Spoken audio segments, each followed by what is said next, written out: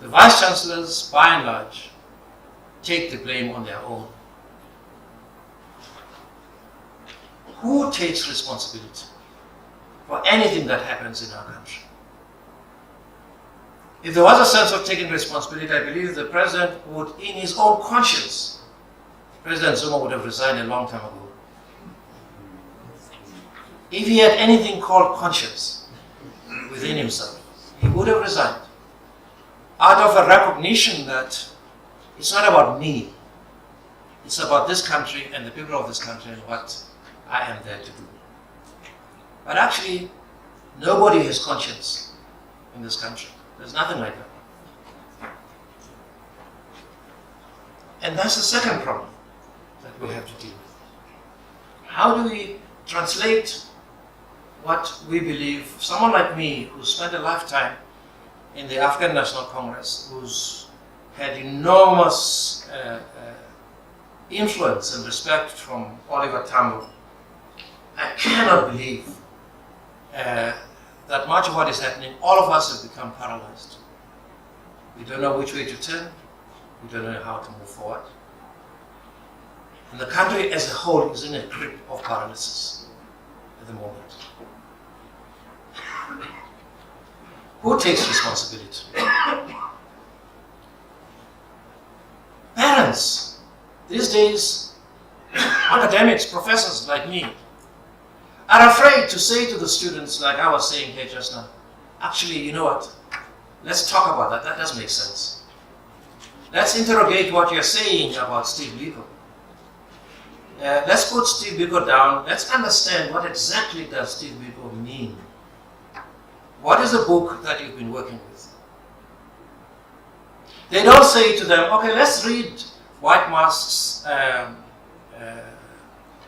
Frantz Fanon all over again. Let's just read. Let's understand what we're saying together. Let us be open about what are the possibilities that we can arrive at as a result of collectively engaging with the text that we have. I have to tell you that too many professors are singing to the tune of populism. It's not intellectual, it's not about ideas, it's about really just crafting ideas to suit a particular view. I know some of them I work with at Wits universities. I am, quite frankly, appalled because I think we are misguiding too many of our students today, especially those of us who are in the social sciences. I think we could do better than what we're doing. We could actually make universities the hub of engagement and critical discourse, where even if nobody wins, the idea is that everybody wins, in the sense that we become better at understanding the issues as a result of our common engagement as well. I think we must take responsibility as academics that we have failed our students in many ways, not because we don't just deliver what they want, because that's not what the university is there for. Actually, we do not enable a process of critical thought to happen and to take place sufficiently for students to be checking themselves in terms of what they say and what they do. So logic is an important discipline that in activism and in politics we need to do. And that culture that says that you shouldn't really say what is wrong if, as you understand it to be wrong. You are not supposed to say it. Has become so embedded in many of the places we go to, and indeed to many vice chancellors, as I see around the country today. So really we need to do something. Now here's the issue. The issue of higher education and students cannot be seen and must not be seen in isolation. There is an issue about higher education. There is an underfunding of higher education. But there is also an issue about schools. There's an underfunding and under-provision for schools. There is a huge extent in which this country is actually not dealing well and fairly with our children. We're busy producing more nuclear power, more this, more arms, more that. As a country, we're not doing what we should do. There's an issue in this country about health, basic health.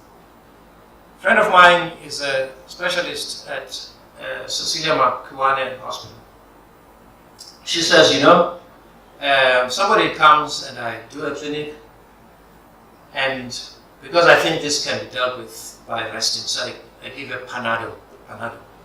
She goes with my script to the pharmacy at the hospital because she has no money to go to the chemist. The hospital hasn't got a stock of Panado.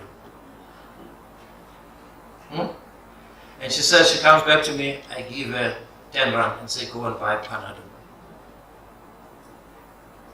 So we've got to a stage where actually, as a country, there is a huge crisis about things that matter. We're worrying about things that don't matter, about ICC, withdrawal from ICC, and so much time is spent about. Actually, we don't matter, we don't mind enough about the life and death issues. And therefore, in a country where, and this is a problem with Fees Must Fall, we live in a country right now where actually assuming that everybody notionally didn't have to pay anything to go to university, but somebody pays. Pravin Gordon pays. Somebody pays, but it's not me. Okay, we go to university. He pays. What will happen? Universities, because there are always limited places at universities, naturally. Universities right now, out of a probable, you can check my stats, probable 260,000 students who receive admission to universities these days. Universities can only admit about 160,000.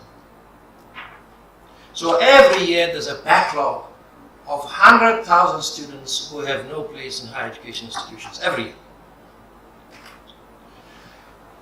And so frankly, we made it free. What we do, instead of putting resources to providing the historically black universities where most people don't want to go, so they become places where everybody wants to go. So that there should be more resources put on Forte, on WSU, Zululand, Tefloop or Limpopo. All of the universities should be able to be brought to a standard that every South African can feel they belong.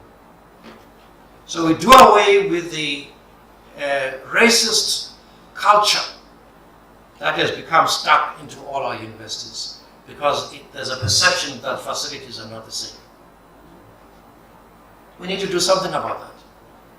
Now I'm saying that we should do nothing for higher education that we can't do for schools, that we can't do for health, that we can't do for other areas of need. So this then requires not just the NDP, it requires a way in which as a nation we look at the responsibilities our country has and the resources that are available. It requires that we should look at the issue of the unemployed young people especially, but also the issue of unemployed graduates. Right now, as we speak, the Minister of Higher Education says there's about 3 million young people who are not at school, not at university, not at work. And that's a time bomb for any nation. There's about most, especially social science graduates, most graduates, and I'm surprised these days, even engineering graduates and others stand in corners and they have to put flags to say, I'm looking for a job.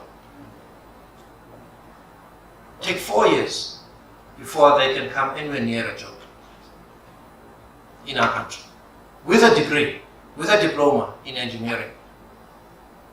Now I'm asking myself, why can't these things be dealt with? And I'm saying to the students, the problem that your campaign is not hitting the mark of what is happening in the country, is that actually the country as a whole needs fixing.